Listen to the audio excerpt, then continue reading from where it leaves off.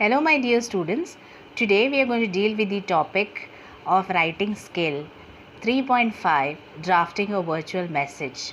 I am referring to page 160 of the textbook. Communication has been the most important part of human nature. Communication is nothing but the exchange of ideas, thoughts, information from one person to another. And what makes us different from other animals is the power of communication. The written communication has come much later. So earlier it was the oral way of communication. So even before the oral communication, it was in the form of gestures, facial expressions and certain movements. So broadly we can categorize communication into three groups, what you would say as the oral, the written and the virtual. So today we are going to deal with the virtual communication or the virtual message. So what is a message? A message is actually an informal way of communication. So you receive the information, you understand what is being said, and then you transfer it or reproduce that to in front of other person. So we can in general we can say there are four types of messages: the positive, negative, neutral and persuasive. From the term positive itself, you can understand that these types of messages convey some good feelings, like you could convey some thanks, you could appreciate somebody, express interest and so on. Negative interest would convey disappointment, disagreement, disapproval, denial. Neutral messages whereby you have no feelings and no emotions, no joy, sorrow, nothing is being passed on. Persuasive message whereby you are trying to convince somebody is angry, then you would try to convince that person. Okay, so what is virtual communication? It's a mode of communication whereby you are making use of the technology.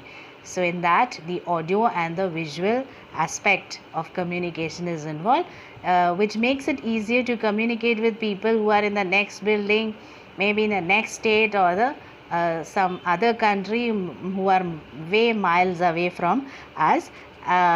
Initially it was the invention of telephone, but then that even costed higher, it was very expensive. But then later on, with the smartphones and with the internet, with the use of webcams, it has become more convenient to communicate with people because it is very instant, and it is within the reach of the people. It's not so expensive, so you can communicate with family, friends and even used for office purpose. So now let us try to understand. There are 6 types of virtual messages. The first is the directional message, which says that it gives you certain directions or instruction as to what you are supposed to do and what you are not supposed to do. So they are the directional messages.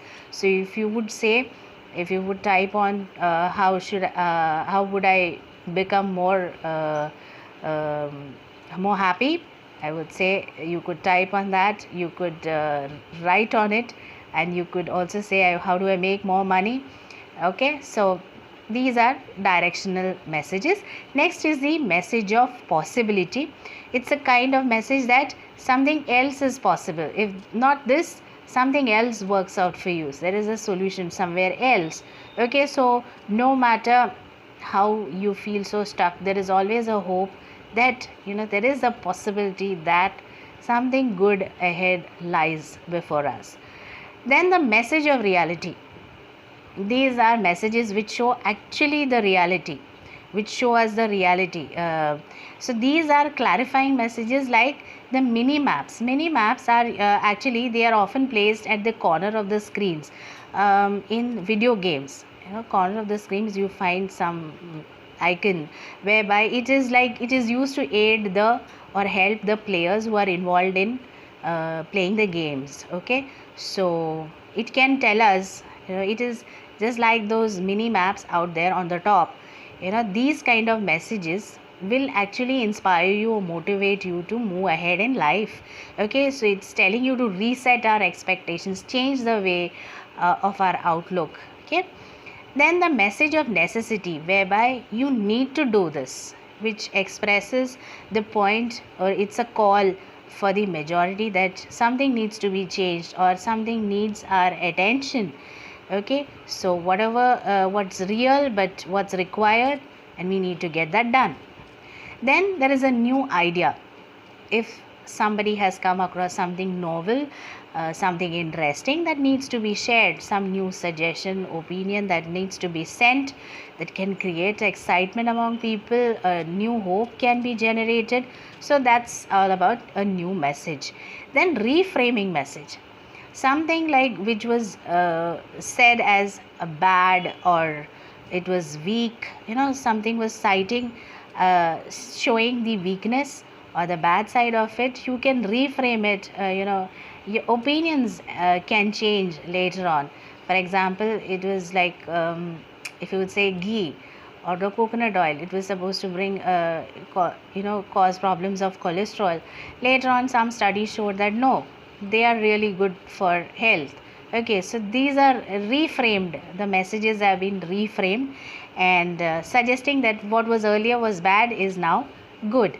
Okay, so that's reframing messages. So all these are 6 types of virtual messages. So to conclude, what you would say that virtual message has made our lives very easier. And why? Because the information is available to us in the click of a button, and then it is cost effective, right? And it is time saving, and it is available 24 into 7. So we should embrace virtual communication more and more, because in future you don't know how far the technology is going to be advanced. And coming back to how you're going to write a message, so these days everybody has their smartphones. It's very rare that one wouldn't be using a smartphone. So from children to old people, everybody has a smartphone. Okay, so although it's a boon for us, it could be disturbing. We try to keep it away when, if you are in our office environment or you're in the school or college. But then the most important part is learning to write short, clear messages. Okay, so here we are going to have a telephonic conversation. This is how we are going to write down a virtual message. It's basically going to be a telephonic conversation, whereby the message is received by you and you have to communicate it to the third person. So when such an information is received, what you do is you write it on a slip of paper. So these are called as memo slips. Okay, the message is written on small pieces of paper, called it, so that you don't forget what were the details said on or conversed in a telephonic, or what you had in a telephonic conversation. So there is a certain format. You got to write the date, time, the name of the person to whom the message is directed. Then you have to have the body, the content of the message, and name of the writer and the sender. So when you're writing this, you got to remember certain points, that you're not writing a long letter, you are writing it very short. It just the important details need to be mentioned. You're not adding up any new information. Grammatically, it should have correct sentences. Grammatically, it should be correct. You use the indirect speech, and then it should be written in a very simple form. No use of abbreviations. Sometimes we write it very short, but then if the other person doesn't understand, then that message is not useful. And then you check it before you send it to somebody. So if you are writing, or it depends, if you're writing it on a piece of paper or you're sending a message on the phone or a mail, you got to check it, recheck it before you send it. You got to be very polite and friendly and avoid ambiguity. Don't write such messages which would create confusion. So be very clear and specific in the messages you write. So here in the text you have an example to make you understand how telephonic conversation based on the telephonic conversation, how you're going to draft a virtual message. So here the example is like this. You receive a telephone call from your mother's office and she's not at home. So you are the one who has picked up the phone having a conversation, but the problem is you have got a tuition and you have to leave a message for your mother. When she comes back, it's urgent, so this message has to go to her immediately. So you have to write a message within 50 words using the information given below. You're not going to add up any information. So the telephonic conversation was such that Ambuj is his son. He picks up the phone, he says hello.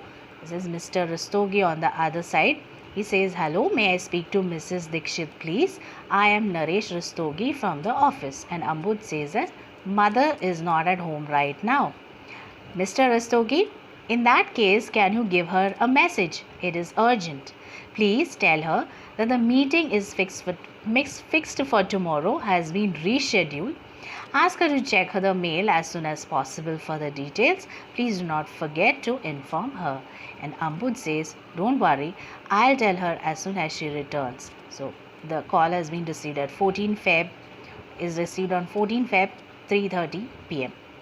So the message which Ambuj has left for his mother is, Mom, Mr. Rastogi from the office called up to say that the meeting fixed for tomorrow has been rescheduled. He wants you to check your mail as soon as possible for the details. He said it was urgent, Ambuj. So you see that it is so written in a very brief manner. It was meant for mother, and who has called, and what was the message, and what is she supposed to do, that is being mentioned here, with the final closing as a son, Ambuj. So this was as short as written in 50 words. No further explanation, no extra information has been added. Whatever was the telephonic conversation, the same thing has been written here. So go through the text so you have a perfect understanding of how to write a virtual message. I hope you must have understood. Thank you.